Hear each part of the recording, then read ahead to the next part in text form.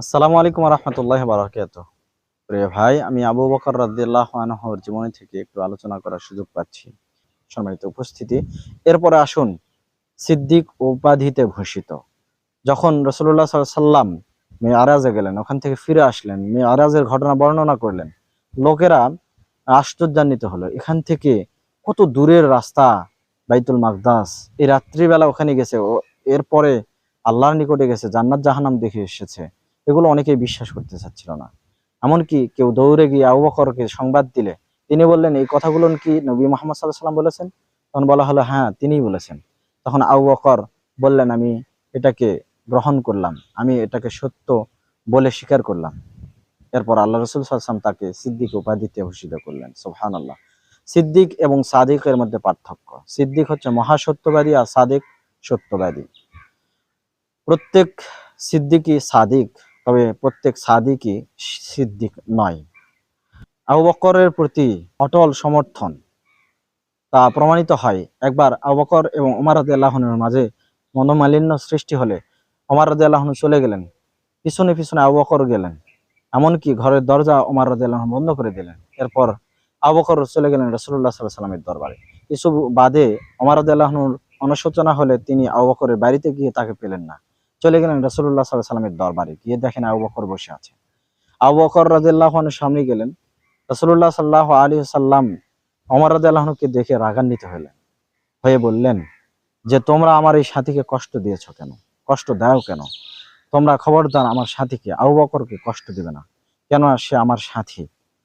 হ্যাঁ, তোমরা যখন আমাকে গ্রহণ করনি, তখন আবু বকর আমাকে গ্রহণ করেছিল। আল্লাহু আকবার। এমনকি আবু বকর রাদিয়াল্লাহু আনহু ছিলেন প্রথম খতিব। ৩৮ জন মুসলমান যখন হয়, তখন আবু বকর রাদিয়াল্লাহু আনহু বলেন রাসূলুল্লাহ সাল্লাল্লাহু আলাইহি ওয়াসাল্লামকে যে, আমরা কাবা ঘরের চত্বরে গিয়ে প্রকাশ্যে দিনের দাওয়াত দিব। রাসূলুল্লাহ সাল্লাল্লাহু আলাইহি ওয়াসাল্লাম নিষেধ করেন যে, আমরা সংখ্যায় লঘু, সংখ্যায় কম।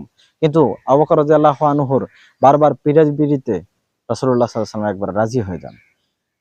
আবু বকর রাদিয়াল্লাহু আনহু গিয়ে কাবা চত্বরে খুতবা দিতে শুরু করেন। আর এদিকে কাফেররা তাদের উপরে চড়াও হয়ে যায়। এমনকি উতবা বিন রাবিয়া আবু বকর রাদিয়াল্লাহু আনহুর চেহারার উপরে পা দিয়ে পাড়াতে থাকে। আবু বকর রাদিয়াল্লাহু আনহুর নাক এবং মুখ বোঝা যায় না, অর্থাৎ রক্তে রঞ্জিত হয়ে যায়, একাকার হয়ে যায়। সম্মানিত উপস্থিতি, শুধু তাই নয়, রাসূলুল্লাহ সাল্লাল্লাহু আলাইহি সাল্লামকে একেবারে চমৎকার ভাবে যিনি সংরক্ষণ করেছেন, তিনি হচ্ছেন আবু বকর রাদিয়াল্লাহু আনহু। সবসময় ছায়ার মতো লেগে থেকেছেন। রাসূলুল্লাহ সাল্লাল্লাহু আলাইহি ওয়াসাল্লাম কাবা চত্বরে একবার সালাত আদায় করছিলেন।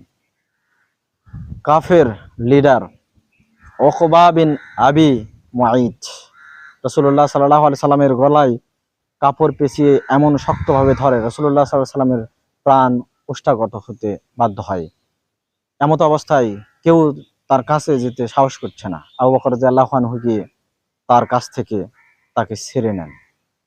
এরপরে সে আবু বকরের উপরে চড়াও হয়।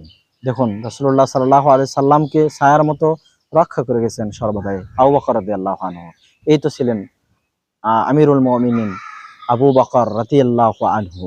আল্লাহ তাআলা তার মতো আমাদেরকেও সুন্দরভাবে জীবন গঠনে তৌফিক দান করুন। আসসালামু আলাইকুম ওয়া রাহমাতুল্লাহি ওয়া বারাকাতুহু।